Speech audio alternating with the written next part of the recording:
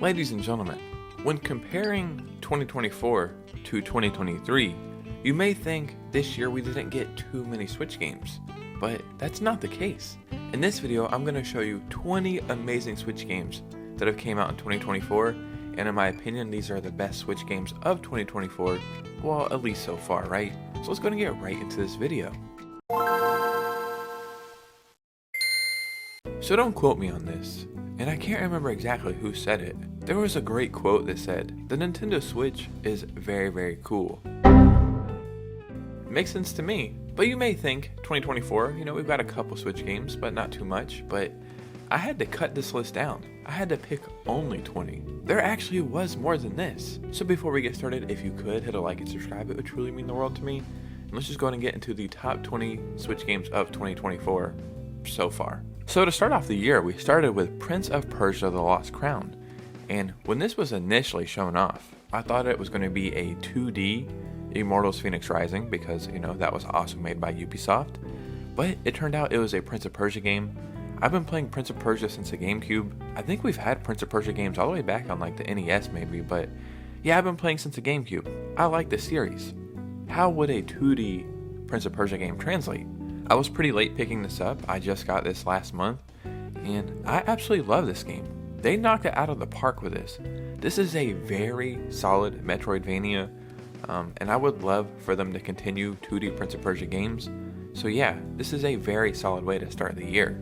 Then we got a game called Lil Guardsman, and I made a Hidden Gems video this year, and I put this game on that list because in my opinion this is a hidden gem. I don't think I've ever heard anybody talk about this. It's a very special game. Essentially, your father works for the kingdom, and you take over their job, and you get to pick and choose who comes into the kingdom and who to turn away, and it all affects how the kingdom plays out. It's just a very charming adventure. So if you've never heard of this, well now you have, so definitely check this out if you ever get a chance. So one of my favorite games of all time is Turnip Boy Commits Tax Evasion. Whenever I made my top 100 Switch game video, I actually think I put it in there twice. But regardless, we have Turnip Boy Robs a Bank now. And this game is very, very fun. It's almost like a roguelike, you have to continue to play it over and over. So every time you'll go in and you'll rob this bank and you'll get a little bit further and still a little bit more money. And then you have a time limit of maybe 5 minutes, and then the cops come so you have to leave.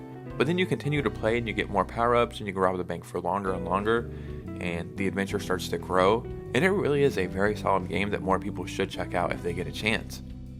Now let's talk about another code. I've been saying Recollection, but now reading it, I think it might be Recollection. But regardless, let's talk about it. After receiving a letter from her father, who she thought had passed away, 13-year-old Ashley sets out for the solitary Blood Edward Island in search of answers. Once there, she encounters a mysterious ghost named D. D who, you may ask? Well, D's nuts. Got him. Side fact, the whole got him meme, that guy? Cause some came in the mail today. These nuts. Got him. I actually hung out with that dude in LA before. These nuts. Got him. My man. Very strange world that we live in. But you discover a mansion filled with puzzles and mysteries to solve. Again, this game kind of went under the radar, but it's a very solid game you should definitely check out. Now let's talk about Mario vs. Donkey Kong. I think the last time we got a Mario vs. Donkey Kong game was on the Game Boy Advance. Maybe the DS, but regardless, it had been quite a while. Maybe 20 years or something. This game isn't anything extraordinary, but it is a very solid Mario vs. Donkey Kong game. It's not super hard or challenging. It's kind of geared towards a younger audience, but that doesn't mean it's a bad game. I think they did a good job on this, and a great thing is it's not $60, it's only $50. If you were to ask me, I would say $40 is a better price point for this. But anyway, if you ever get a chance to pick this up, you're probably going to enjoy it. Now let's talk about Berserk Boy. In the distant future, a mad scientist and his army of darkness seek to enslave the people of Earth. Hope for all humanity rests with the resistance. But are they enough? Enter Kai, a rookie hero who is transformed by mysterious orb energy into Berserk Boy. So just looking at the gameplay and graphics, it kind of reminds you of Megami, and that's the vibes I got from this as well. I love any 2D pixelated game, and this is a solid one, so this is definitely a game you should check out. We also got Tomb Raider 1 through 3 Remastered starring Lara Croft this year. I grew up playing these games on the PlayStation, and I wasn't so sure how they would translate, playing these in 2024. The graphics that they went with, you either love them or hate them. I kind of think they're a little goofy, but the cool thing is you can go back and play with the original graphics as well. But in my opinion, they did a solid job with this, and they're actually a lot of fun. And it's Lara Croft. I mean, what are we doing here? So now let's talk about Unicorn Overlord. Unicorn Overlord combines a timeless tactical RPG genre with overworld exploration and innovative battle system for a unique epic fantasy experience in the iconic Vanillaware style. And out of all the games we've got in 2024 so far, this was kind of a breakout hit, and I hope they continue this maybe as a franchise or a series or something, because I would like to see more of this kind of adventure. So another cool game that we got this year that kind of came out of nowhere is Pepper Grinder. Shipwrecked and robbed of her treasure, Pepper must spin her trusty sidearm to reclaim what was stolen from her. Armed with Grinder, Pepper burrows through terrain and water, controls machines, and pulverizes all enemies blocking the way towards recovering her missing fortune. And the cool thing about this game is it's starting to go on sale quite often for only $10, and I was like, oh man, that's a great deal. But I didn't know that this game was only full priced at $15. So even if you only get to pick this up full priced, that's not a bad way to pick this game up. And if you're looking for a fun, great time, then look no further than this. So another major game that we got for the Nintendo Switch this year is Princess Peach Showtime. And before playing this, I thought, this isn't going to be for me. I get it, they're trying to make something for the younger audience, maybe for some young girls or something. But then I played this, and I freaking loved it. At first you think, okay, Princess Peach just has these different outfits and she might get some different abilities, but each one of those outfits kind of goes off into its own adventure and basically its own little game, and they each play differently from the last. And yeah, I actually really enjoyed this. $60, again, it's kind of a high price point.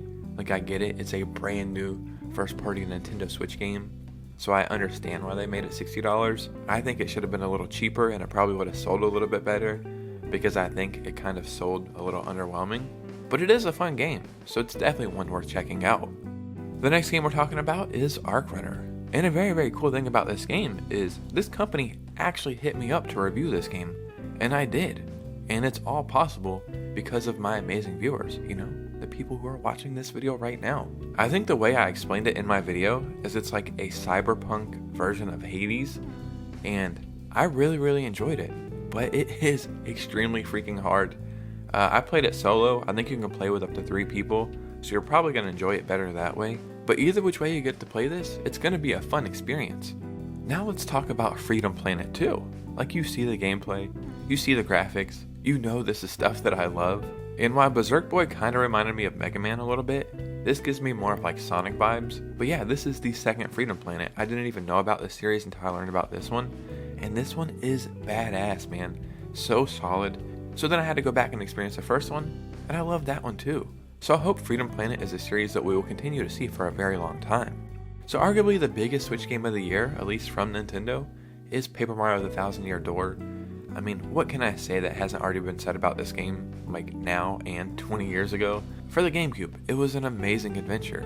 It really is a great RPG to get people into the genre. They could have just ported over the GameCube version, charge only $30 for it. We would have all been perfectly fine. This remake or remaster or whatever the hell you want to call it, it is the way to do it if you're gonna do it. Even though this came out so late in the Switch's life, this is now one of the best Nintendo Switch games of all time. And yeah, it easily made this freaking list. The next game we're talking about today is Animal Well. Hatch from your flower and search through the beautiful and sometimes haunting world of Animal Well, a pixelated wonder rendered in intricate audio and visual detail. Another Metroidvania, but that's not a bad thing. I think what they did here is put their own spin on it and their own flavor and charm, and it translated into something beautiful. I thought that Video Game Donkey created this game, but I think they just helped produce it. There's actual game developers who made this game, so shout out to them. I know all the credit keeps going to Video Game Donkey, and I know they're a big part of why this game was created, but shout out to the developers. What you did here is make something very special, and this is a very welcome treat to the genre of Metroidvanias. So another great Switch game that came out this year is Little Kitty Big City. A peaceful catnap turns into a whimsical adventure. Will you make your way home, or will you explore what the big city has to offer first? I mean, getting home is obviously your main priority. Obviously. well, it's one of your priorities, maybe more of a guideline, but it is definitely on your to-do list somewhere. But first, it's time to explore. If you want to get into a little bit of trouble as a cat, well, this is the game for you. Little Kitty Big City, definitely a game worth checking out. So now let's talk about Shin Megami Tensei 5 Vengeance. You may say, hey, I heard of Shin Megami Tensei 5. Hasn't that game been out for a while? And yeah, it came out a couple years ago. So I was also surprised when they announced Shin Megami Tensei 5 Vengeance. I was like, I don't understand what's going on here. But it turns out they fixed a lot of features and a lot of problems in the first Shin Megami Tensei 5. Maybe added some new characters, and I know they added like a whole nother storyline. And now this is a definitive way to play this. If you enjoy games like Persona, you're gonna enjoy this. I'm pretty sure they're in the same universe. And this is just a very solid RPG that's definitely worth checking out. Now let's talk about Monster Hunter Stories. So Monster Hunter Stories is a remake of a 3DS game. Or maybe it's just a port. I don't know. It looks like a remake, but this was originally on the 3DS. And if you're not a fan of traditional Monster Hunter, this may be more of the game for you. Not so much as like battling the monsters, but this is like training them and capturing them. And this one actually has a really cool story. For some reason, this game came and went super fast. Like I expected this to make a bigger splash than what it actually made, but it kind of flew under the radar and I'm not really sure why. I guess the 3DS isn't relatively that old, so there's a good chance if you wanted to play this, you probably played it on the 3DS. But I think it is a cool game to get over on the Switch, and if you've ever wanted to play a Monster Hunter game, this is a great one to jump into. So one of my favorite gaming series of all time, and I'm not really sure why, is Monkey Ball. And maybe I was one of the only few people who are really excited for this, but we finally got Super Monkey Ball Banana Rumble, a brand new Monkey Ball adventure. Essentially what they did here is just make a huge new Monkey Ball game. It's got a story mode, it's got an adventure mode, it's got like a rumble mode, it's got a bunch of mini games. It is just the ultimate Monkey Ball game. And here's a fun fact that may not actually be a fact. I don't know, don't quote me on that. Maybe we're making up facts here, but who the hell cares? I think Monkey Ball was the first Sega game ever on a Nintendo console, on the GameCube. I could be wrong, there's a good chance I am wrong, but for the sake of this video, let's just say that's true. And for the sake of that being true, this is definitely another cool Sega game that's on a Nintendo console, so you should definitely check it out. So another major Nintendo Switch game from Nintendo themselves is Luigi's Mansion 2 HD. This is following the theme that we got this year of a lot of 3DS games making their way over to the Switch. This is a good game, don't get me wrong. Like, it's a very solid adventure, but I just don't think it should have been $60. Pretty much any of these like 3DS ports or all these remakes, I don't think any of them should have been $60. But regardless, the adventure and the game that you get here, it's fun, it's definitely worth it.